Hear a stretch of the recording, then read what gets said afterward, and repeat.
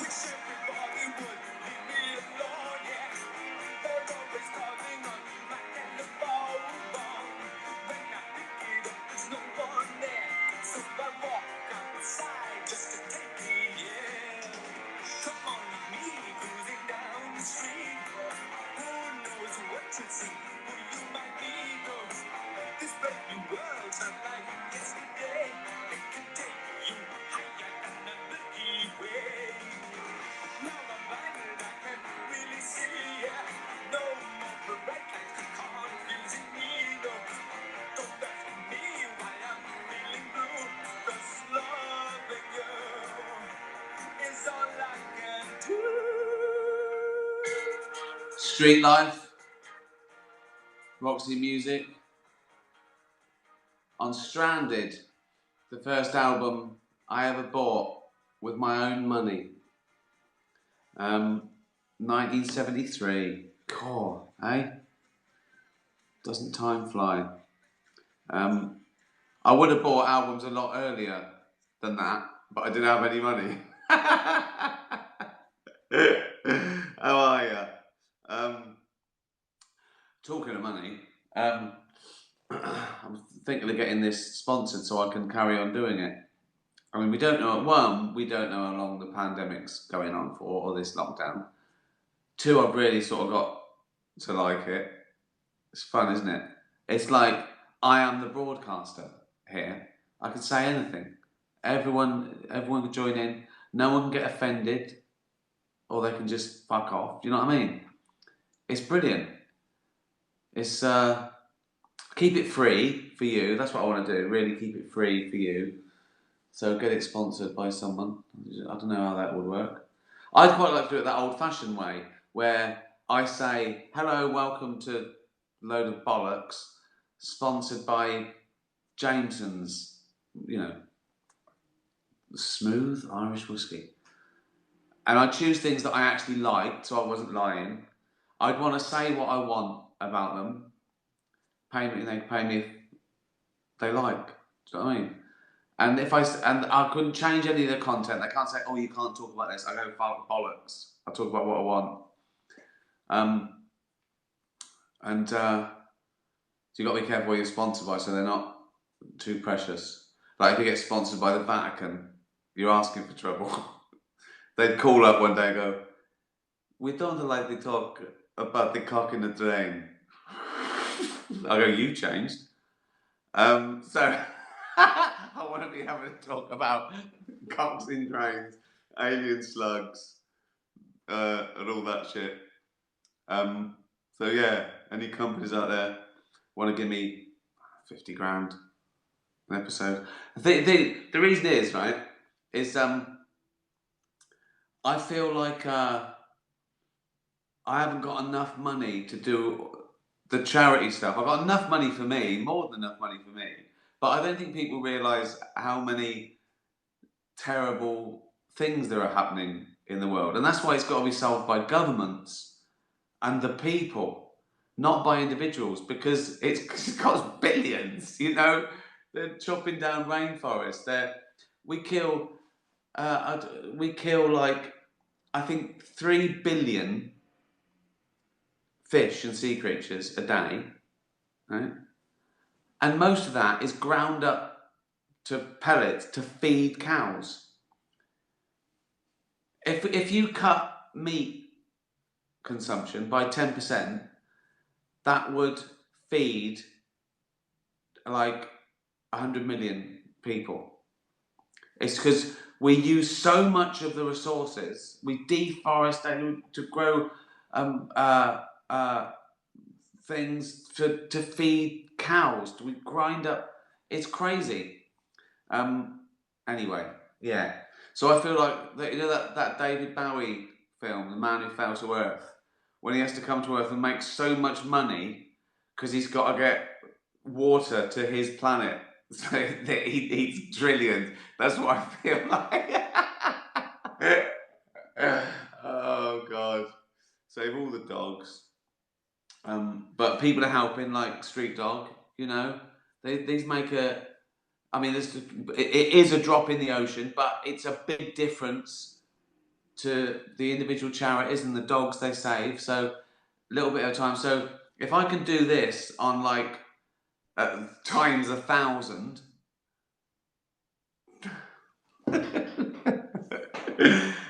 it's an idea, isn't it? It's an idea. So yeah,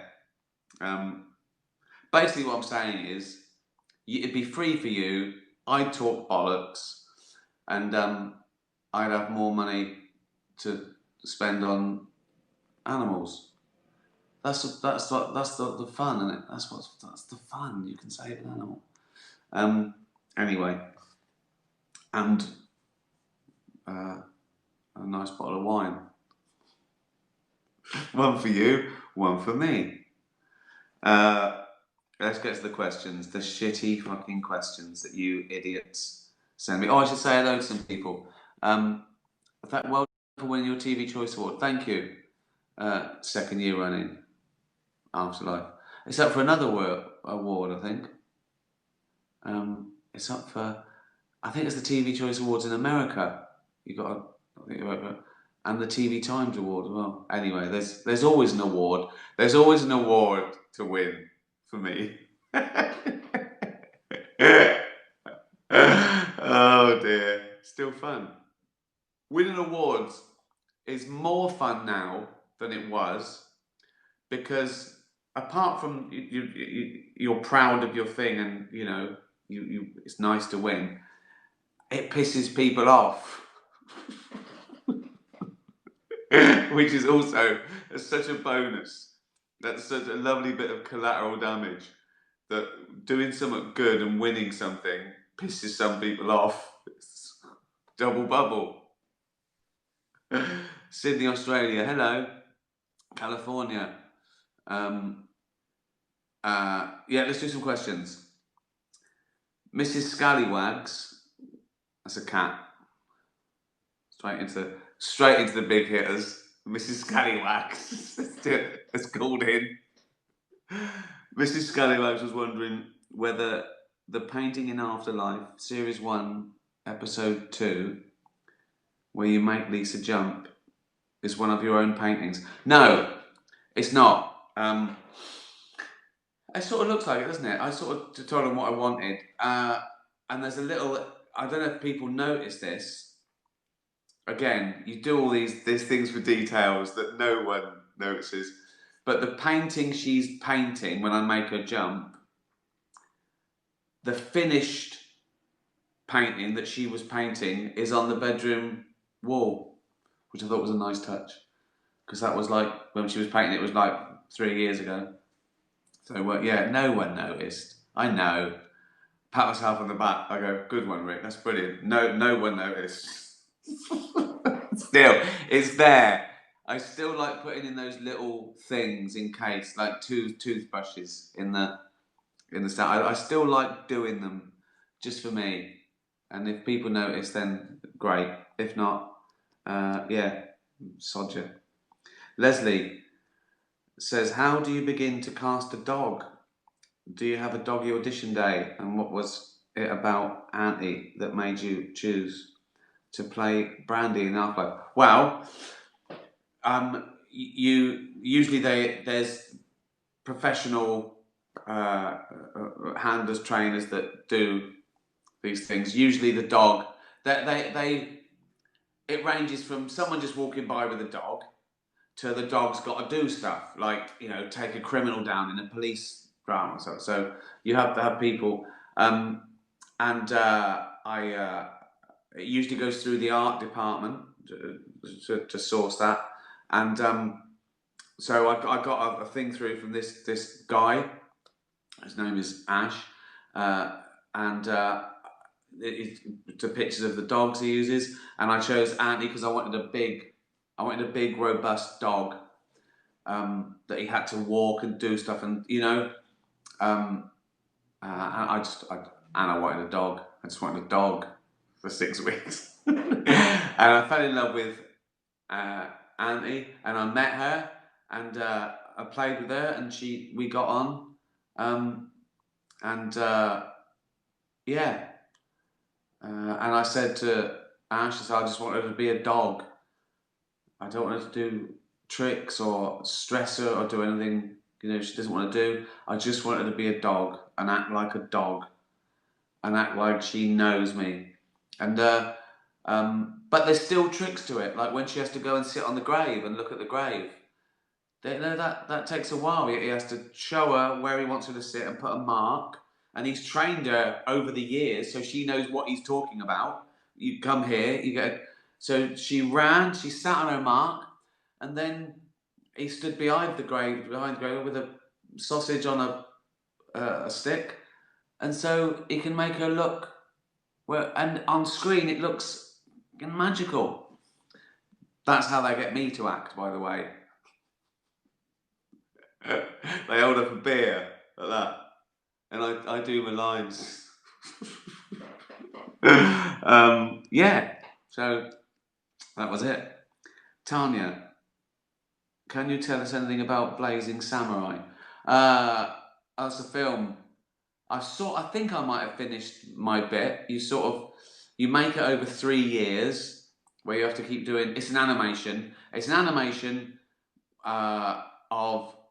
It's like a remake of Blazing Saddles, but with cats and dogs. And I'm one of the voices, one of the cats in it.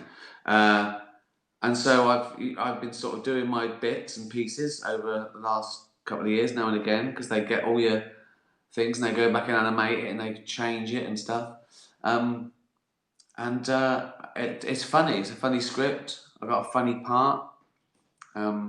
And again, they let me go crazy. So I think it'd be fun. I think it'd be fun for all the family. But the answer is no. I can't tell you anything that you don't know, because you have to see it and see what you think. Lord T. Leo. Did someone ever threaten to take you to court over a joke you made? No, not yet. I mean, luckily, I don't think you can take people to court over jokes. Not in a sensible, civilized society where freedom of speech is a cornerstone. It's getting that way. I think there was some sort of thing trying to be passed in Scotland that you could be done for being grossly offensive in a joke. I didn't look into it, but you can't have that. It's a nonsense. Who's to say what? I told you before. If there is a law where you can call the police if someone offends you, I will be on the fucking phone 24/7. I will spend my entire fortune on a bank of 1,000 people on phones, just calling the police saying I'm offended. What is it? Fat bloke on a skateboard. Yeah, he's 28. Yeah, he's dressed like a toddler and he's going up and down my street on a skateboard. I find it grossly offensive. All right, you see him get fucking taken away.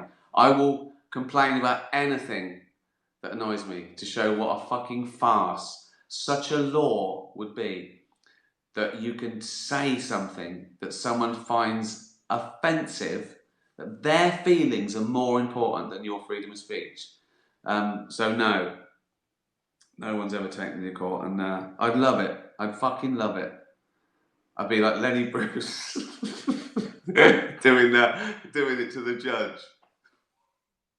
Look, all I'm saying, Judge, is there's a cock in a drain, right? And I'm walking past, right? Imagine me having to do that in court. Justify.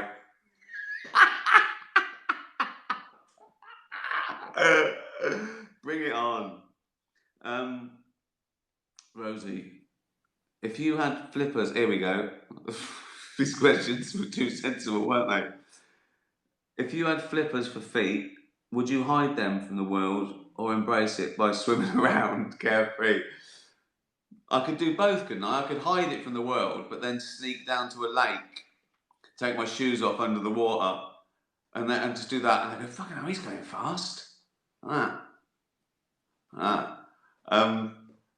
Flippers, like big fucking. I think I'd have to show it off, wouldn't I? How could you hide those? How big would your shoes be? I'd go, no, I've got flipper feet. Imagine still not being a great swimmer with flipper feet. I could work in a cafe, turning over eggs. Over easy, yeah, just use my feet. Nah, not a problem. Pancakes. Nah, wouldn't have to use them for swimming. Could use them for anything. Like, just use them to make a noise. Just like, here's Ricky. Here he comes. Stonewall Rockhaven, if that is your real name. If this virus goes on for years and years, what is the future of stand-up? Good question. Are we looking at it? Every comedian doing it from their home? Yeah, could be, yeah. I don't know. I mean, some do it. It's not the same, is it? Doing stand-up. It's about being there and laughing and hearing other people laugh. Otherwise, they might as well just send you an email with a joke on it. I don't know. I mean, I think this is different because this is not. It's not jokes, and I don't expect an audience reaction. I'm just waffling on like a twat. So this is all right, but standing there like there's a reaction, I think that's even if it's not interactive totally, there is a certain amount of it being there and being, the excitement of the event, and you're the only ones to see that particular show. But I don't know. I think it'd be fun. I think it'd go back. We're slowly do socially distancing gigs, which I can't do because they're already sold out. If they hadn't already sold out, I would do venues at half capacity or whatever. It's just that I can't because I can't turn away half the people who had a ticket. So, but I think we've got the vaccination coming hopefully, or I don't know. I think it'll sneak back. One thing is that again I don't know, but when you see they've got 2 meters either side of each person in the venue, but they're not wearing masks. So isn't that worse than everyone wearing a mask but being half a meter away? I don't know. I don't know the science of it, but it seems odd. And even then, they have to then go and use the same toilets, don't they, and walk through the same door. I don't know. Maybe no one does. We just have to wait and see. But I think it'll go back to, if not it's totally the same. There will be a level of normality. It'll return, I think, soon. I hope. I brought the mood down there. Also, people have got bigger problems. No one's at home going, oh, I wanted to go and see a comedian. I used to go and see a comedian once a year. What am I going to do? People are trying to feed their family. People are being made redundant, losing their fucking house. No one's sitting at home going, oh, I was meant to see Rick in 3 months' time. Freya, what is your favourite outtake blooper from any of your shows? I think I've answered a question similar to this before. I think I had to say my top 5 of them.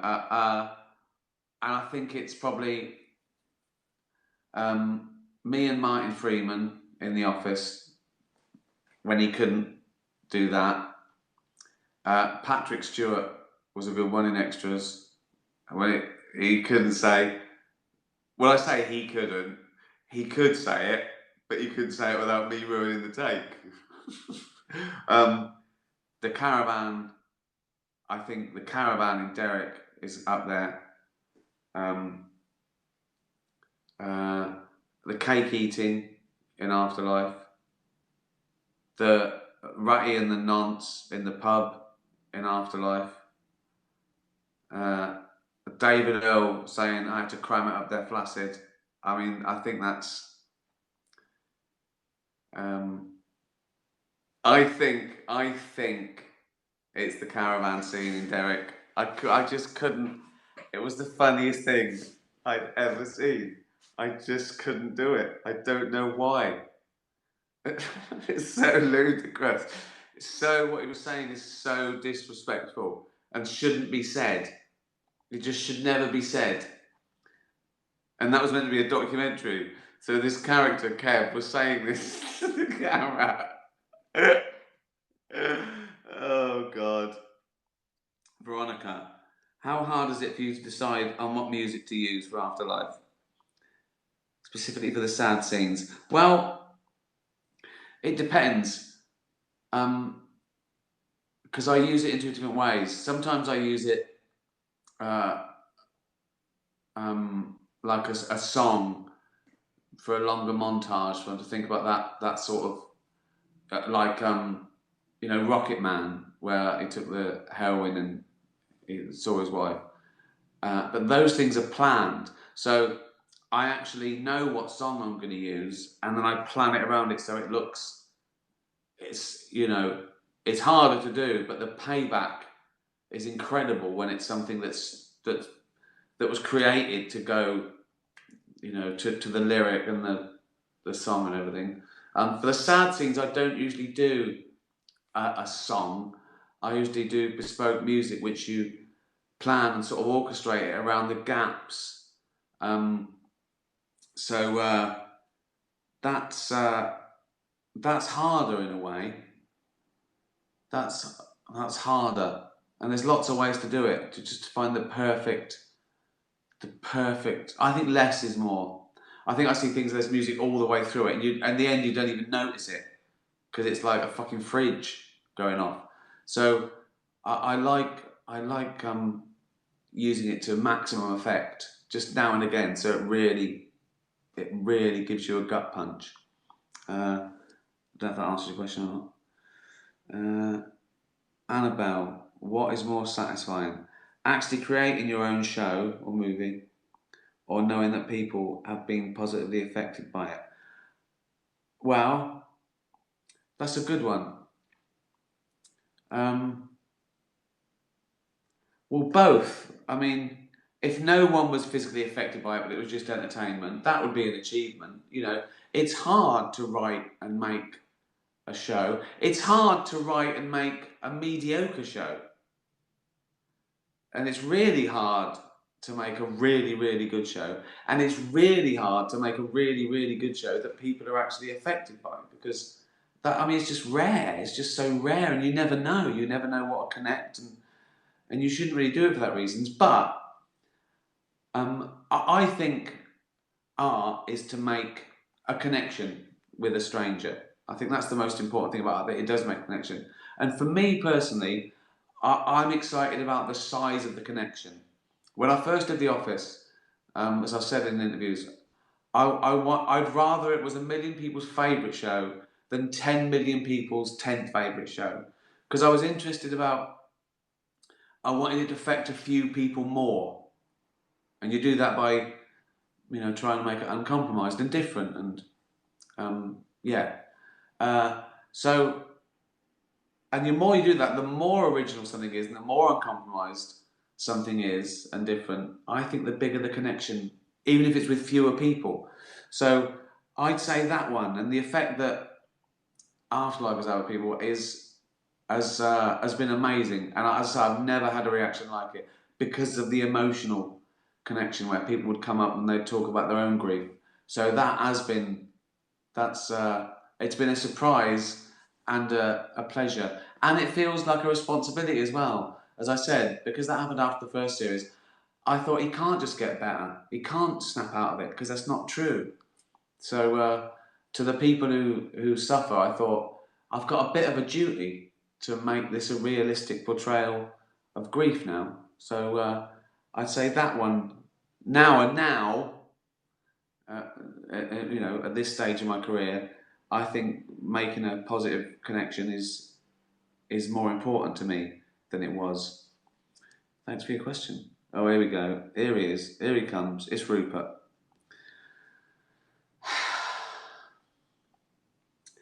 Do you believe there could be a parallel universe? Straight to it. Like I'm fucking Lawrence Krauss. Right. Do you believe there could be a parallel universe? And in fact, right, so that's a good question. Odd from a dog, right? But then what's this nonsense? Do you believe there could be a parallel universe? And in fact, nobody dies. Our matter just gets absorbed into the parallel universe. So he's saying now, us in this universe, we don't die, we just get absorbed into the universe. So for example, yeah, I get it, Rupert, you don't have to give me a fucking example, right? So, for example, David Bowie isn't actually dead, but living in an alternative life in the parallel universe.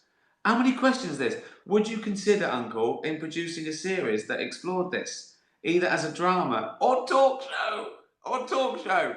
Hi, this is Parallel Universe, the talk show. I would watch. Fucking essay. Right, I'll be honest, Roop.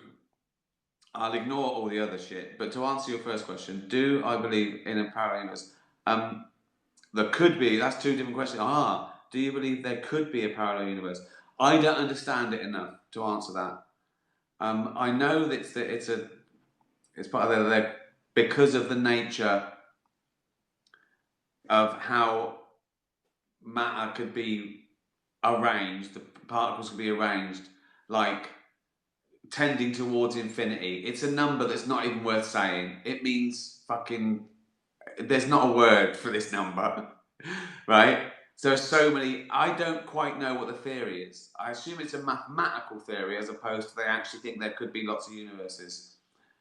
I think they mean that the chances are there could be, right? Even that's unfathomable that these physicists come up with these theories through maths mostly. I don't even know if they mean they're next to each other or in the same space on a different plane. Like I don't know whether they're saying, have you got two glasses of salt water? Have you got two different a glass of water and a glass of salt, or is the salt dissolved in the water in one? Are the parallel universes a potential possibility, or is it to be taken literally? I don't even understand theory, so I can't answer that. So I'll say no. Fucking hell, Rupert. Asking me shit like that to make me look stupid. I don't know, do I? Why are you asking me stuff about quantum physics? You idiot. Oh, here comes Joey. Oh, what's he going to do? Oh, he's done two, hasn't he? Sensible and stupid. Right, I'll do these quickly. We're running out of time, Joey. Sensible. When you're filming your shows, do you ever get the extras ruining a take by laughing? Or is it always your fault? It's always my fault. It's always my fault. I don't think I've ever had to go cut that extra laughed. I think they do what they're told. They're really good. They're professional. It's always my fault. Oh dear. His stupid question is, would you rather have toes for fingers or fingers for toes? Who's going to sponsor this shite? Now, I wanted 50 grand from, a major company to try and save some animals and get drunk, and then you've ruined it with this shite. You've blown my big chance, Joey. Oh, would you rather have toes for fingers or fingers for toes? Okay, let's look at this.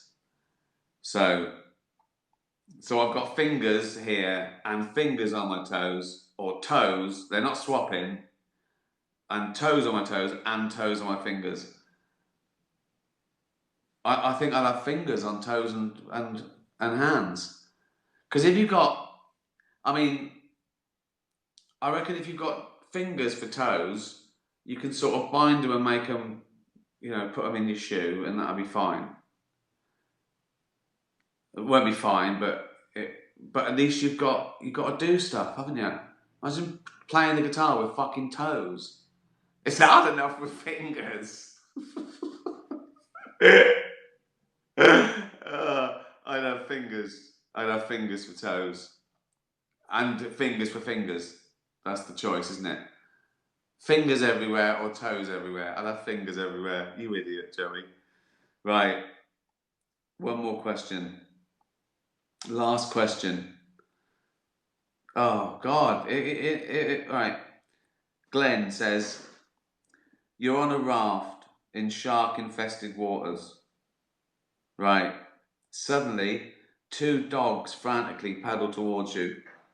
There is room for only one on the raft. And the shark gets the other one. Which do you save and why? The dogs are Gunnar and Rupert. Oh, God. Did I ask Gunnar's question? Did I get a question from Gunnar?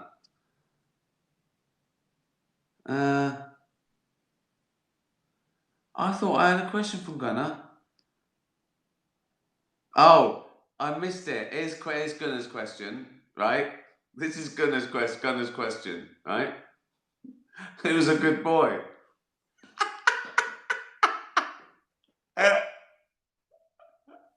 You are Gunnar. Right. So, the question is, to end this, I'm on a raft in shark-infested water. Rupert and Gunnar are swimming towards me. I can only save one. I'm not answering that. Right. Wow. I reckon I could safely save Gunnar because there's no shark big enough to take on Rupert. The shark would go, fuck, I can't eat that. I can't eat that. No. Fuck it. So I'd say Gunnar and Rupert could just float along by the side of us to land like a blimp, and he'd be safe. What a load of shit this is. Thanks everyone for listening. Have a great week. See you Sunday.